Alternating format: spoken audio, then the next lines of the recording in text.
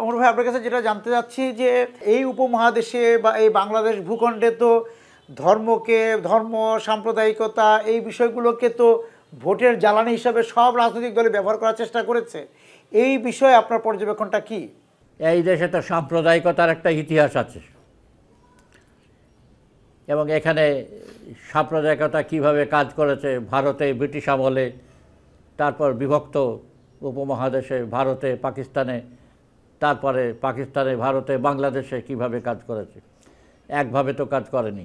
বাংলাদেশের অবস্থাটা, এই অঞ্চলের অবস্থাটা এইটা হয়েছে যে 47 সাল থেকেই এই দেশে বাংলা সাম্প্রদায়িকতার সামাজিক ভিত্তি চলে গেছে। সাম্প্রদায়িকতা আগে ছিল হিন্দু মুসলমানের দ্বন্দ্বের মধ্যে দিয়ে। হিন্দুরা সম্পত্তি, টাকা কড়ি, ব্যবসা বাণিজ্য, শিক্ষা দীক্ষা সব দিক থেকে এগিয়েছিল, মুসলমানরা পিছিয়ে। দ্বন্দ্ব 47 সালে তো পরিস্থিতি পাল্টে গেল। এই দেশে মুসলমানরা সংখ্যাগরিষ্ঠ, তারা ক্ষমতায় এলো। কাজেই ওই দ্বন্দ্ব তো ওইভাবে আর থাকার কথা না।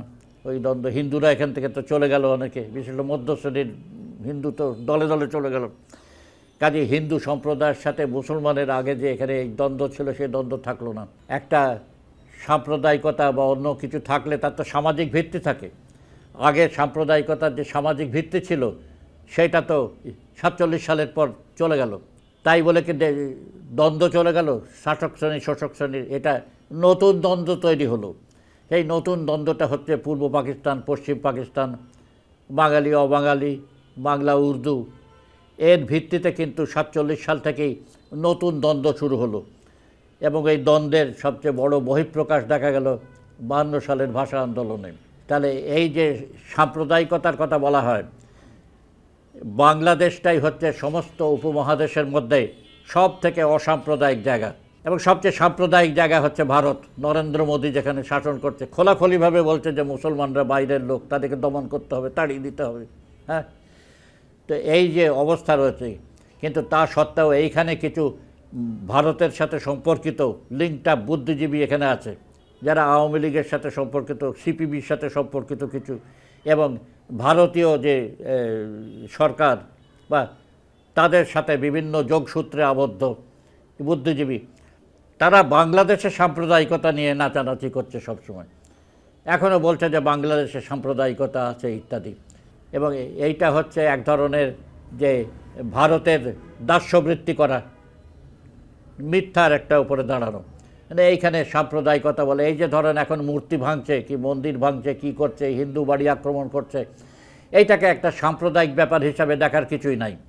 সারা দেশে এখন লুটপাট হচ্ছে। এই লুটপাটে 8% হচ্ছে হিন্দু দেশের। সারা দেশে যেখানে লুটপাট হচ্ছে সেখানে এই 8% আছে, তারা একটা অংশ নেবে, তাদের একটা। কিন্তু এখানে দেখা যাচ্ছে যে হাজার হাজার মুসলমানের উপর আক্রমণ হলে সেটা কিছু হচ্ছে না, এটা হিন্দুর উপর আক্রমণ হলেই এটাকে সাম্প্রদায়িক বলা হচ্ছে। এটাই এখানকার বাস্তবতা। কিন্তু হিন্দুর উপরে আক্রমণ মানে তো সাম্প্রদায়িকতা না। হিন্দুর উপরে এই আক্রমণ করছে লুটপাটকারীরা, চোর ডাকাতরা। আওয়ামী লীগের লোকরাই ব্যাপকভাবে এই হিন্দুদের উপর আক্রমণ করেছে। এই 72 সাল থেকেই লুটপাট করেছে।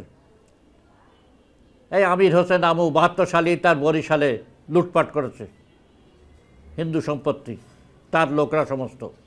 কাজে এই যে এটাকে হিন্দুদের উপর আক্রমণটাই সাম্প্রদায়িক বলা হচ্ছে, এটা ঠিক না। মুসলমানদের উপর যেমন হচ্ছে, হিন্দুদের উপরেও তেমনি হচ্ছে।